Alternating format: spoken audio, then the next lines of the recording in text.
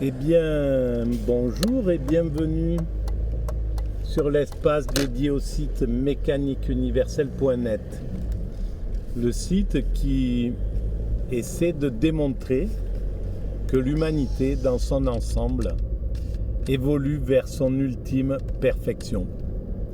Cette ultime perfection, c'est la paix universelle, la fraternité absolue, le partage, l'égalité totale entre les êtres humains, la fin du racisme, la fin de l'homme loup pour l'homme.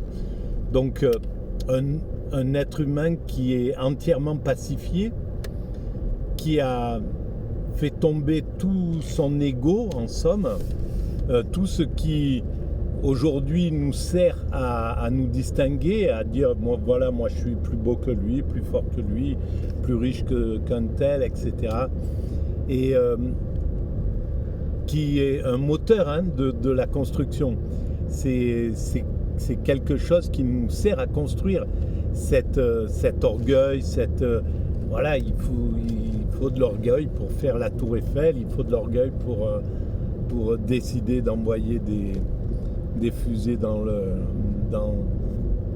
le ciel, enfin bref, pour aller conquérir des espaces, pour faire, etc., etc. Mais on sait aussi que cet orgueil, il a été très important pour notre évolution jusqu'à maintenant, mais il devient gênant, il a rempli son rôle et on n'a plus vraiment, on en a encore un peu besoin, mais il y a un certain moment, on n'en aura absolument plus besoin.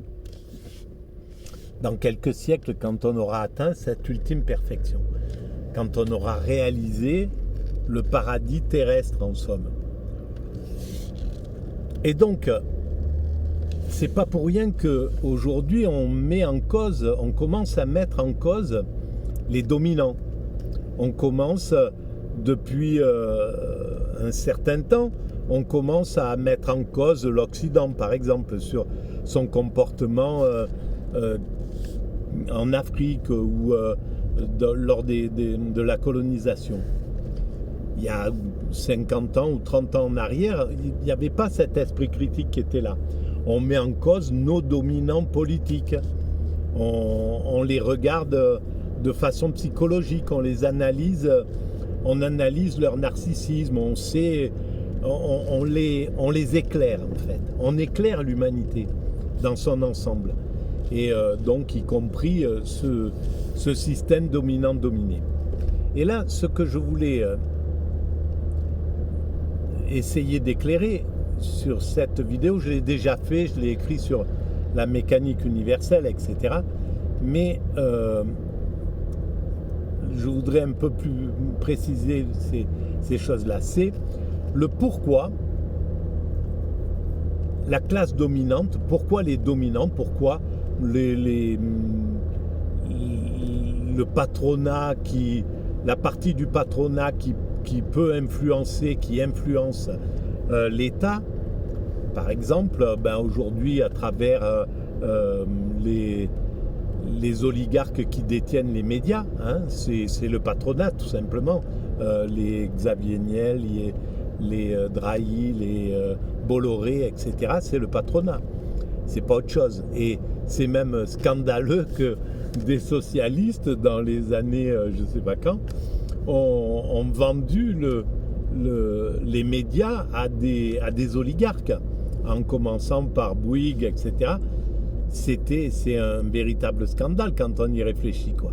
Des médias, alors que la logique, c'était de se détacher. Oui, effectivement, il y avait un problème d'oppression politique quand les médias appartenaient aux politiques, c'est-à-dire sous De Gaulle, sous Pompidou, etc. Il y avait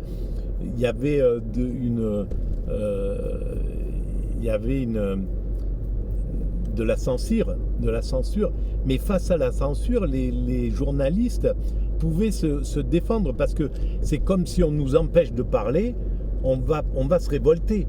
Mais si on vient et qu'on nous donne 100 000 balles ou 1 million d'euros en nous disant bon, si tu veux bien te taire, la corruption est beaucoup plus forte en fait que l'oppression que la censure directe. Quand les hommes politiques censuraient les journalistes, d'abord ils étaient protégés parce qu'ils étaient fonctionnalisés, donc on ne pouvait pas les mettre dehors. Et ça, c'est le truc que le libéralisme ne supporte pas, qu'il ait affaire à des ouvriers dont le poste est solide, qui ne peut pas mettre en place, qu'il ne peut pas manipuler, qu'il ne peut pas ni corrompre, ni faire peur en réalité. Si on est à une place stable, qui est indéboulonnable, ben on ne peut pas faire peur à un gars en lui disant on va te virer. Alors que le néolibéralisme, le libéralisme, là, ben c'est ce qu'il fait. Hein. Depuis qu'il a acheté les médias, les Bolloré et compagnie, ben, il a mis les journalistes sur des sièges éjectables. Bon, tu es là, mais je peux te remplacer. Et à partir de là, ben, voilà, c'est une censure indirecte, mais extrêmement puissante. Et l'autre censure, c'est l'argent, c'est la corruption, celle dont je parlais. C'est-à-dire que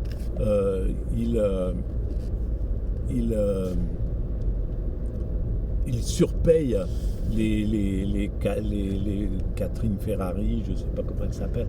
Bon, bref, tous ces journalistes qui sont dans les médias, en leur donnant 30 ou 40 000 balles par mois, ben c'est clair, il les fait taire, tout simplement, c'est juste. Et là, c'est assez étonnant qu'il n'y a pas vraiment une analyse fine là-dessus.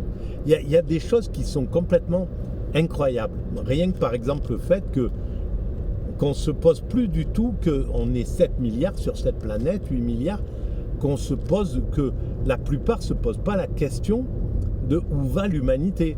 Ça paraît incroyable, quoi, quand on y réfléchit. Mais bon, moi, avant de découvrir cette théorie, l'humanité est destinée à atteindre sa perfection, j'y pensais pas. Je m'interrogeais sur des choses, mais pas aussi directement. Donc, il y a quelque chose qui est assez étonnant, quoi, d'être aussi fermé à des questions qui semblent essentielles, quoi. Et donc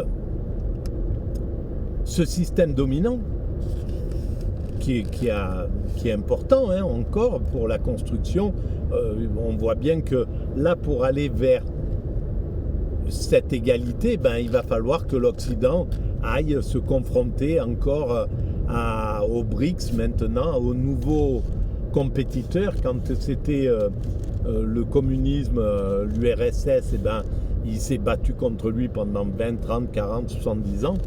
Et puis maintenant, il se retrouve avec un autre challenger qui est les BRICS. Et à mon avis, là, ce challenger, il va le renverser. Mais peut-être pas pour prendre sa place, espérons-le, mais pour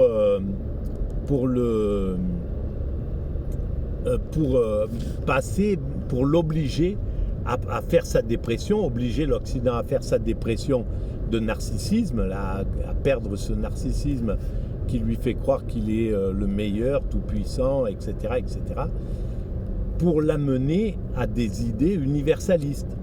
Donc à privilégier l'ONU sur sa propre volonté, à privilégier le juste sur l'injuste, à privilégier l'échange sur la prédation, etc. Voilà. Donc tout ça, c'est notre avenir. Alors voilà, je vais arrêter là pour cette vidéo et je reprends dans la foulée une prochaine directe dans la suite de la réflexion.